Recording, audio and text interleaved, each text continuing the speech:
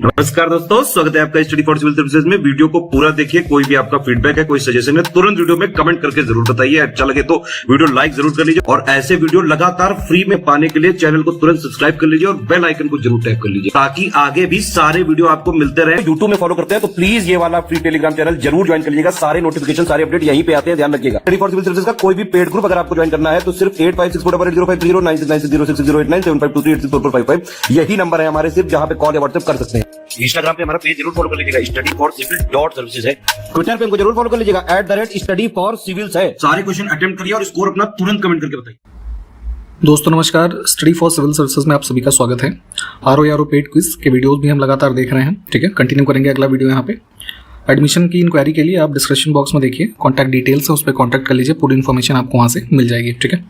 तो first question देखेंगे, कहा गया है इसमें कि हुमायूं के मकबरे का वास्तुकार कौन था। तो एक काफ़ी फाइन एग्जांपल ऑफ आर्किटेक्चर है हुमायूं का मकबरा, जो कि न्यू दिल्ली में स्थित है, ठीक है। देखेंगे एक बड़ा सा कह लीजिए पीस ऑफ लैंड जिसमें एकदम सेंटर में इसको बनाया गया है और 4 बाग स्टाइल में है ये, ठीक है। चारों तरफ देखेंगे तो ऐसे चौकोर गार्डन बने हुए हैं, ठीक। तो इसको बनाया था जो है ये मिर्ज़ा ये घियात कह लीजिए, है ना, यही नाम था शायद, एक बार कंफर्म कर लीजिएगा, ठीक। ऑप्शन सी करेक्ट है। बेसिकली ये पर्शियन एक जो है आर्किटेक्चर था, आर्किटेक्ट कह लीजिए था, और इसको जो है हाजी बेगम ने यहाँ पे इंडिया में इनवाइट किया था और इसने इसका कंस्ट्रक्शन किया। और जो है जितने भी ये मुग़ल बादशाह हैं उनके जो टॉम है उसकी लिस्ट आपको पता होनी चाहिए, ये पूछा जाता है, ठीक है। तो ध्यान रखेंगे, इसमें ऑप्शन हमारा सी जो है ये करेक्ट था। आगे देखें, किस शासक से पराजित होने के बाद हुमायूं को 15 वर्षों के लिए निर्वासन में रहना पड़ा था। तो देखिए हुमायूं का जो जन्म का वर्ष 1508 है, ठीक। अब बाबर के बाद जो दूसरा मुगल बादशाह बनता है हुमायूं बनता है, ठीक है। तो टाइम पीरियड इसका जैसे आप जब ये पढ़ेंगे डिटेल में तो 2 टाइम पीरियड आपको मिलेगा, एक 1530 से 1540 और सेकंड जो है 1555 से 56 का, ठीक। तो 1540 में जो है ये बिलग्राम का जो युद्ध होता है शेर शाह सूरी के साथ, उसमें उसकी जीत होती है। उसके बाद यहाँ पे हुमायूं को निर्वासन में रहना पड़ा। तो इन इवेंट्स को थोड़ा डिटेल में पढ़ें। ऑप्शन बी फिलहाल करेक्ट हो जाएगा। हुमायूं की जीवनी हुमायूं नामा किस भाषा में लिखी गई है ये बताना है। तो यहाँ पे ध्यान रखेंगे, हुमायूं नामा हुमायूं ने नहीं लिखा है, इसको लिखा था जो है गुलबदन बेगम ने, ठीक। और फारसी भाषा में है, डी विकल्प करेक्ट हो जाएगा। इसको बेसिकली जो है ये अकबर की रिक्वेस्ट पे लिखा था गुलबदन बेगम ने। गुलबदन बेगम को भी जानते हैं आप, मतलब जब पढ़ेंगे तो जानेंगे ही हिस्ट्री में। ये बाबर की ही पुत्री थी, ठीक। नेक्स्ट है, निम्नलिखित में से कौन सा कथन सही है। 2 स्टेटमेंट है। पहला है हुमायूं ने ताज ए इज्जत इसका निर्माण किया, यानी कि इसका कह लीजिए एक तरीके से जो फॉर्म करने का श्रेय जाता है वो हुमायूं को जाता है, ठीक। और दूसरा है ताज ए इज्जत एक सिर का पहनावा था जो एक टोपी और एक उसके ऊपर लपेटने वाले कपड़े से बना होता था। तो बेसिकली एक प्रकार का कह लीजिए मुकुट टाइप का होता था, ठीक, जिसको यहाँ पे ताज ए इज्जत फारसी में या फिर जैसे इंग्लिश में कह लीजिए कि crown of power and glory, ठीक है, इसकी संज्ञा दी जाती थी। और यहाँ पे टोपी और एक लपेटने वाले कपड़े से बना होता था, ठीक। तो जिसको जो शहनशाह था, मतलब जिसे हुमायूं है, तो वो पहना करता था, ठीक। तो दोनों चीज़ें यहाँ पे ठीक है। एक बार हो सके तो इसकी इमेज सर्च करके देख लीजिए। हुमायूं के द्वारा लड़ी गई इन 4 प्रमुख लड़ाइयों का सही क्रम बताना है, ठीक। फेमस बैटल्स हैं जितनी भी ये इन जैसे जो भी बादशाह रहे इनको पढ़िएगा ज़रूर लिस्टिंग इसकी। अब इसमें देखेंगे तो जैसे डी विकल्प हमारा करेक्ट हो जाएगा, ठीक है। इनके वर्ष देख लेते हैं एक बार। जैसे बैटल ऑफ देवरा है 1532 का था ये, ठीक। उसके बाद चौसा का युद्ध जो है 1539, कन्नौज वही जो बिलग्राम वाला हमने देखा था 1540, और सरहिंद की बैटल 1555, ठीक। अब इसमें 2 स्टेटमेंट हैं, गलत को चुनना है। गलत या सही प्लीज़ बहुत ध्यान से देखा करिए। चौसा का युद्ध 1539 ईस्वी में शेरशाह और हुमायूं की सेना के बीच लड़ा गया। और दूसरा है दिल्ली में दीन पनाह हुमायूं की दूसरी राजधानी थी, ठीक है। दोनों स्टेटमेंट ठीक है। चौसा का युद्ध भी ठीक है और दीन पनाह जो है ये बेसिकली दिल्ली जो वर्तमान है वहाँ पे बसाया गया एक नगर था हुमायूं के द्वारा 1553 में, है ना। तो दोनों स्टेटमेंट सही है, गलत कुछ भी नहीं है। मुगल बादशाह हुमायूं का पुस्तकालय देखने के लिए आप भारत में निम्नलिखित में से किस स्थान पर जाएंगे। तो दिल्ली में ही ये पुस्तकालय है, ठीक है। और इसी पुस्तकालय की सीढ़ियों से गिर करके हुमायूं की मृत्यु हुई थी 1556 में, ठीक। इसमें देखें कौन सी हुमायूं की पत्नी नहीं थी। अभी 2023 के यूपीपीएससी प्रीलिम्स में कई सारे ऐसे क्वेश्चन देखे गए जिसमें शायद शासक और उनकी पत्नियों के नाम पूछे गए थे, ठीक है। तो इस चीज़ को भी इग्नोर करना जो है ठीक बात नहीं है। इन चीज़ों को भी आप पढ़ा करिए, जैसे शासक की पत्नी कौन थी, उनकी माता का नाम क्या था, है ना। मुगल टाइम पीरियड से ये चीज़ें निकाल करके पूछी जाती हैं अक्सर, और आरओ के एग्जाम में तो इन चीज़ों का लेवल जो है काफ़ी ज़्यादा होता है, ठीक है। तो प्लीज़ इन चीज़ों को ध्यान से पढ़िएगा। उसी क्रम में अगर हम यहाँ पे देखें तो माहम बेगम जो है ये हुमायूं की माता का नाम था, ठीक है। ये ऑड हो जाएगा। बाकी यहाँ पे जो 3 नाम लिखे हुए हैं, ठीक है, ये तीनों ही हुमायूं की पत्नियां थीं, और इसी में से हमीदा बानो बेगम जो है, ठीक है, ये अकबर की माता थी, ठीक। निम्नलिखित में से किस शहर में हुमायूं ने सूफी संत शेख अब्दुल कद्दूस गंगोही, ये पूरा नाम है, इनका मकबरा बनवाया था। तो मकबरा ये सहारनपुर उत्तर प्रदेश में है, ठीक। ऑप्शन सी करेक्ट हो जाएगा। ये बेसिकली फारसी में कविता करते थे ये शेख अब्दुल, और इसमें हुमायूं के शासनकाल में ही जो प्रमुख कवियों में से एक नाम था, ये भी ध्यान रखिएगा, शेख अमानुल्ला पानीपती करके नाम था, ठीक। इसमें देखिए अकबर के द्वारा लड़ी गई निम्नलिखित लड़ाइयों में से कौन सी बाकी लड़ाइयों की तुलना में नवीनतम थी। तो कुल मिला के क्रोनोलॉजी पूछा गया है कि सबसे लास्ट वाला इवेंट कौन सा है, ठीक। थानेसर का युद्ध की अगर हम बात करें तो ये जो है 1567 का है। हल्दी घाटी का युद्ध 1576। तुकारोई का युद्ध जो हुआ था ये 1575 में, और सेकेंड बैटल ऑफ पानीपत जो है 1556 में, ठीक। तो कौन सा नया हो गया इसमें, हल्दी घाटी का युद्ध। अकबर के शासनकाल का एक महत्वपूर्ण स्रोत जिसका मतलब एक बुक है तारीख ए अकबरी, ठीक है, ये नाम है इसका। तो निम्नलिखित में से किस फारसी जो है भाषा के विद्वान के द्वारा लिखा गया था। तो ये आरिफ कंधारी की पुस्तक है, ठीक। अकबर के टाइम पीरियड के जो भी फेमस अकाउंट्स हैं इससे मिलते हैं। अकबर ने अपने साम्राज्य को कितने सूबों में बांटा था, ठीक। सूबा टर्म से ये समझ सकते हैं वर्तमान में जैसे स्टेट है ना डिवाइडेड हैं, वैसे ही कुछ यहाँ पे सूबा को आप समझ सकते हैं। तो इनिशियली देखेंगे अकबर के जो पूरा टेरिटरी जिस पे रूल करता था वो 12 सूबों में थी। दक्कन रीजन पे विजय के बाद इसने 3 और सूबे बनाए, तो इनकी कुल संख्या हुई 15, ठीक। तो इसको ध्यान रखेंगे। इसमें देखें अकबर ने आमेर के किस शासक को फरजंद की उपाधि दी थी। आमेर के शासक उस समय कौन थे, मान सिंह, राजा मान सिंह, ठीक। तो बेसिकली फरजंद का मतलब होता था जैसे कह लीजिए पुत्र, है ना, सन। रीज़न ये था इसको देने का कि जैसे जहांगीर के बाद मान सिंह ही ऐसे व्यक्ति बने जो 7000 के मनसबदार बने, ठीक है। ये मनसबदार क्या होता है ये सब आपको पहले बताया गया है, या आप रिवाइज कर लीजिएगा, ठीक है। तो इनकी इस उपलब्धि के कारण अपने पुत्र के बाद जो है इस मतलब इतने दर्जे का मनसबदार होने की वजह से एक फर्जंद की जो संज्ञा है अकबर के द्वारा दी गई। हुमायूं की आकस्मिक मृत्यु के बाद 14 फरवरी 1556 को कलानौर, ठीक है, ये स्थल कहाँ पे है जहाँ पे अकबर का राज्याभिषेक हुआ। तो ये है इसमें वर्तमान जो पंजाब का रीजन है, ठीक है। यहाँ पे आप जरा हमको ये बताएं कि अकबर की आयु क्या थी उस समय। अकबर के बारे में निम्नलिखित में से कौन सा कथन गलत है। तो स्टार्टिंग के 3 तो ठीक है। 1585 की अगर हम बात करें तो अकबर ने राजधानी को वापस आगरा स्थानांतरित करने का निर्णय नहीं बल्कि कैपिटल को लाहौर स्थानांतरित करने का निर्णय लिया था, ठीक। बाकी के विकल्पों को देख लीजिए। अकबरनामा और आईन-ए अकबरी किसके द्वारा लिखे गए थे। तो अबुल फजल की पुस्तकें हैं।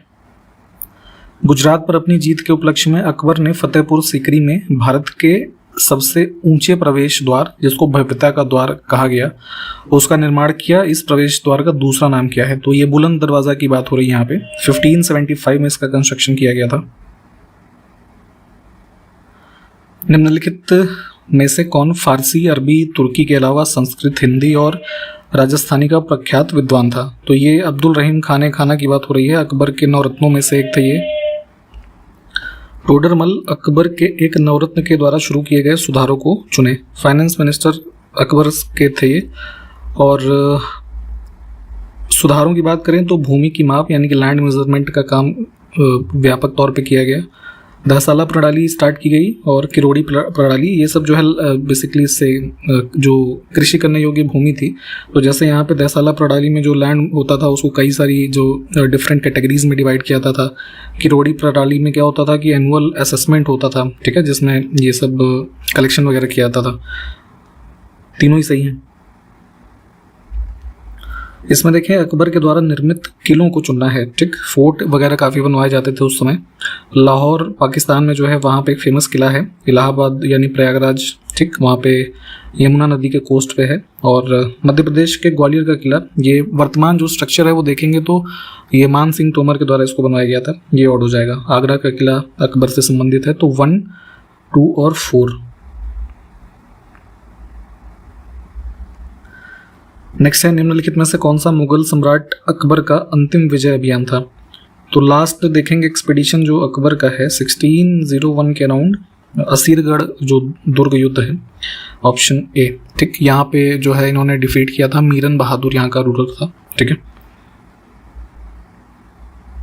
साउथर्न इंडिया की बात करें तो निम्नलिखित में से किस शासक ने गंगाई कोंड चोलपुरम इस शहर की स्थापना की थी।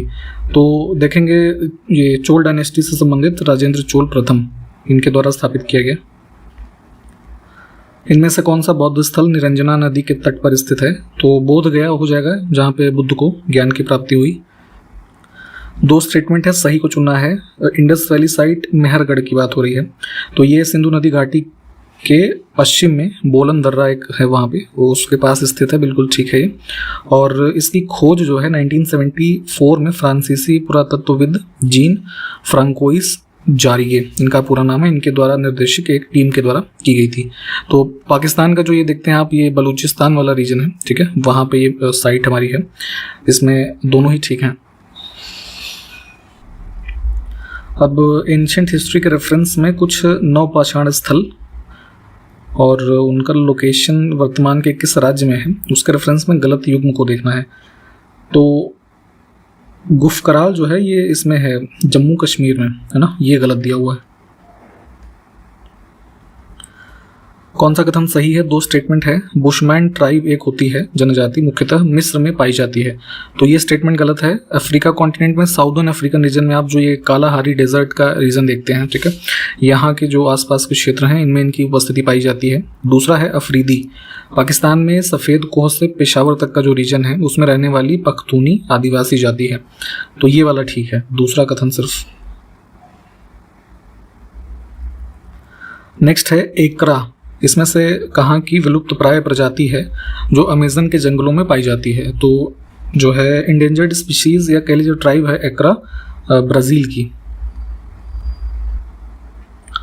स्थानांतरित कृषि का नाम और देश का कौन सा युग्म गलत है। पहले भी हमने इसके बारे में कई बार बात की हुई है, तो यहाँ पे अगर हम बात करें इसमें वात्रा गलत है। वियतनाम में जो कृषि होती है उसको रे बोला जाता है, बाकी के विकल्प ठीक हैं।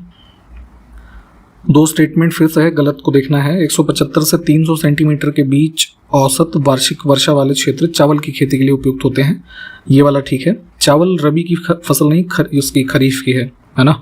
रबी की फसल सर्दियों वाली होती हैं, तो मानसून के अंत में बोई जाती है, तो दूसरा गलत हो जाएगा। काली मिट्टी किस फसल की खेती के लिए उपयुक्त होती है। तो इंडिया में आप ये जो वेस्टर्न इंडिया का पार्ट देखते हैं, डक्कन रीजन, यहाँ पे काली मिट्टी पाई जाती है जिसको आप रेगुर सॉइल भी कहते हैं। इसमें मुख्य रूप से गेहूं, मूंगफली, मिर्च, तंबाकू, ठीक है, इन सब का प्रोडक्शन काफ़ी होता है। नेक्स्ट है तंबाकू, जो ये खैनी वगैरह खाते हैं ना लोग मुख्य रूप से, अगर उसकी बात करें तो इसका मूल स्थान इसमें से कौन सा रीजन है जिससे भारत में 1508 के आसपास पुर्तगाली लेकर के आए थे, है ना। इंडिया में ये पहले नहीं होता था, पुर्तगीज़ ने इंट्रोड्यूस किया था इसको। बहुत सारी खाने पीने की चीज़ें सबसे पहले पुर्तगीज़ इंडिया में लेकर के आए थे, तो ये साउदर्न अफ्रीका में जो है पाया जाता है। आज भी देखेंगे तो वहाँ पे जो ट्राइब्स वगैरह हैं काफ़ी इसका सेवन करते हैं, और अभी प्रिमिटिव स्टेज में ही ट्राइब्स पाए जाते हैं, तो तब भी देखिए उनके पास इसकी अवेलेबिलिटी मिलेगी आपको। अब काजू के बारे में सही कथन देखिए। काजू जो आप खाते हैं तो इसका पौधा ब्राज़ील मूल का है, ठीक है, और ये बात तो ठीक है। 16वीं शताब्दी में अंग्रेजों के द्वारा यह भारत में लाया गया, ये गलत है। इसको भी पुर्तगीज लेकर के आए थे।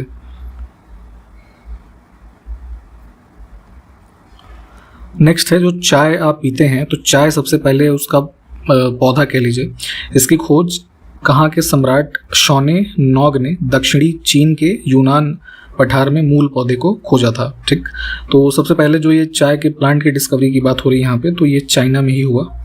ठीक,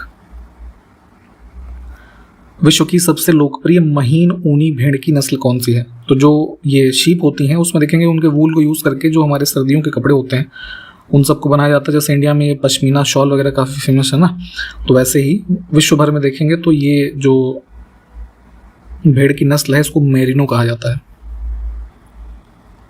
इंटरनेशनल बाउंड्रीज भी आपसे लगातार पूछी जाती हैं। नेपाल की बाउंड्री शेयर होती है कहाँ कहाँ से? 5 राज्यों से। ठीक, ऑप्शन बी ये देखिए। इसमें गलत कथन को चुनना है। पहला देखिए, भारत की मुख्य भूमि का विस्तार 8 डिग्री 4 मिनट नॉर्थ से 37.6 नॉर्थ अक्षांशों के बीच में है। तो जैसे इंडिया का मैप आप बनाते हैं, मान लीजिए ये इंडिया का मैप समझिए, तो सबसे हमारा जो यहाँ पे साउदर्न पॉइंट है टिप, ये 8 डिग्री, ठीक है, और सबसे जो लास्ट में हम जो यहाँ पे सबसे ऊपर लद्दाख का रीजन आप देखते हैं, ठीक है, तो ये 37.6 है। ये कोऑर्डिनेट्स आप याद रखिएगा। ठीक है, चारों तरफ का ये होता है, इसको भी देख लीजिएगा। ठीक, तो पहला स्टेटमेंट हमारा ठीक है। और दूसरा है कि भूमध्य रेखा सबसे लंबी अक्षांश रेखा है। तो लैटिट्यूड लाइंस को आप देखेंगे तो इक्वेटर यानी 0 डिग्री पृथ्वी के बीच में सबसे बड़ा सर्किल होगा, क्योंकि हमारी अर्थ क्या है, जियोइड शेप की है, तो हर जगह वो सेम नहीं ना होगा, उसका डिस्टेंस सबसे बीच में सबसे बड़ा होगा। तो दोनों स्टेटमेंट हमारे जो है ठीक है, गलत कुछ भी नहीं है। भारत का राष्ट्रीय प्रतीक जो आप ये देखते हैं ना, लैंड कैपिटल ऑफ अशोका, तो निम्नलिखित में से किस वास्तु कृति से लिया गया है? तो सारनाथ स्तंभ से लिया गया है। ठीक, किस कलाकार ने संविधान की मूल प्रति में राष्ट्रीय प्रतीक का रेखा चित्र बनाया था? ओरिजिनल कॉन्स्टिट्यूशन जो हैंड रिटन हुआ प्रेम बिहारी नारायण रायजादा के द्वारा, उसमें देखेंगे तो नेशनल एम्ब्लेम को भी बनाया गया और ये दीनानाथ भार्गव ने बनाया था। ये सब नाम ध्यान रखिएगा, पूछे जाते हैं। शुष्क मिट्टी यानी कि एरिड सॉइल के बारे में बात हो रही है। कौन सा कथन गलत है? तो पहला है, यह मिट्टी ह्यूमस और नमी से भरपूर होती है, ये गलत है, इसमें इनकी कमी होती है। ठीक है, और ये लाल से लेकर के भूरे रंग की होती हैं, तो ये वाला दूसरा वाला हमारा ठीक होगा, पहला गलत है। निम्नलिखित में से कौन सी परियोजना चेनाब नदी से संबंधित नहीं है? तो हाइड्रो प्रोजेक्ट्स जो नदियों के ऊपर बनाए जाते हैं उसमें से उरी प्रोजेक्ट जो जम्मू कश्मीर में है ये इससे संबंधित है, आपका झेलम रिवर से, है ना।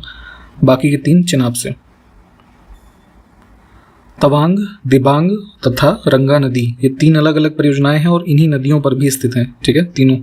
तो किस राज्य में स्थित हैं? तो ये अरुणाचल प्रदेश। नेक्स्ट है, लखवर व्यासी परियोजना को किस नदी पर बनाया गया है? तो ये है यहाँ पे उत्तराखंड में, ठीक है, यमुना नदी पे। इसमें देखें, भारतीय वरीयता क्रम में निम्नलिखित में से कौन पहले आता है? पॉलिटी में ऑर्डर ऑफ प्रेसिडेंस का एक लिस्ट है, देख लीजिएगा कि कौन सा अधिकारी जो है भारत में पदाधिकारी, उनकी रैंकिंग क्या है। ठीक है, तो जैसे सबसे पहले नंबर पे वर्तमान जो राष्ट्रपति होते हैं वो होते हैं। सेकंड पोजीशन पे अब इनमें सबसे पहले उपराष्ट्रपति आएंगे जो वर्तमान में होंगे, तो यहाँ पे भी वही हो जाएगा। पूर्व राष्ट्रपति की बात करें तो इनकी रैंकिंग होती है 5। प्रधानमंत्री जो वर्तमान होते हैं उनकी रैंकिंग होती है 3, और राज्यों के राज्यपाल जो वर्तमान में अलग अलग राज्यों में हैं वो 4थे नंबर पे होता है। भारत की अंतरिम सरकार जो 1946 में बनी थी आज़ादी के पहले, निम्नलिखित में से उसमें किसके पास वित्त का पोर्टफोलियो था, यानी वित्त मंत्रालय कह लीजिए? तो ये जो है लियाकत अली खान के पास था, विकल्प डी। स्वतंत्र भारत के प्रथम मंत्रिमंडल के संदर्भ में कौन सा युग्म सही है? तो 1947 में जो ये बनती है हमारी कैबिनेट, उसके बारे में देखें तो राजकुमारी अमृत कौर के पास ये था स्वास्थ्य मंत्रालय। ठीक, श्यामा प्रसाद मुखर्जी वाला ठीक है, उद्योग और आपूर्ति इनके पास था। राजेंद्र प्रसाद के पास खाद्य वाला जो है ना, खाद्य एवं कृषि, ये था। ठीक, शिक्षा की बात करें अगर तो इसमें जो है आपके अबुल कलाम आजाद थे।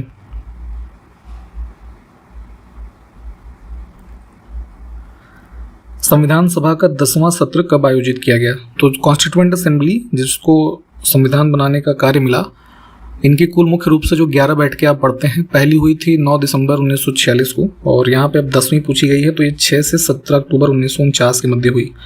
Option C. भारत की स्वतंत्रता के समय कौन से राज्य या केंद्र शासित प्रदेश भारत का हिस्सा नहीं थे? ऑप्शन 1, 2, 3, 4, ठीक है, ये हिस्सा नहीं थे, तो सी विकल्प को चुनेंगे। इसकी थोड़ी सी हिस्ट्री देखिए तो जैसे गोवा आपका जो है 1961 में पुर्तगीज जो कब्जे से आज़ाद हुआ, ठीक है। उसके बाद अगर पुदुचेरी की बात करें तो ये जो है 1954 में फ्रांस से हमने लिया, ठीक है। और दादरा नगर हवेली 1954 में ये भी जो है पुर्तगीज कब्जे से आया। और सिक्किम जो है 1974 में अमेंडमेंट हुआ था एक 35th, उसको एक बार देखिएगा, उसके माध्यम से शामिल किया गया, ठीक। राज्यों के गठन और वर्ष के संदर्भ में गलत युग्म देखना है तो केरला 1956 का है, ठीक है। इसमें गलत कथन को देखना है, हमारा जो राष्ट्रीय गान है, नेशनल एंथम जनगण मन, इसको संविधान सभा के द्वारा भारत के राष्ट्रगान के रूप में अपनाया गया था, ठीक। तो ये कथन हमारा ठीक है। और इसके जो फॉर्मल एक सिंगिंग होती है, औपचारिक गायन राष्ट्रगान की, जो कभी हम जैसे किसी इवेंट पे गाते हैं तो उसको लगभग 52 सेकेंड में कंप्लीट करना होता है, ठीक है। दूसरा गलत है,